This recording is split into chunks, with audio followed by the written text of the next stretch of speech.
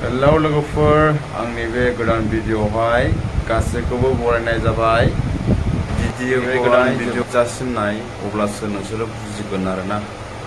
नैबे एक्सिडेन्ट जानायखौ नुदोंना नोंसोरो लोगोफोर? मानो बिदि जायो? जौ लोंनानै अभार गावनि खर'खौ बारा कन्ट्रल हायैनि थाखाय ओमफ्राय साबां बायनानै बेबायदि एक्सिडेन्टआ जायो।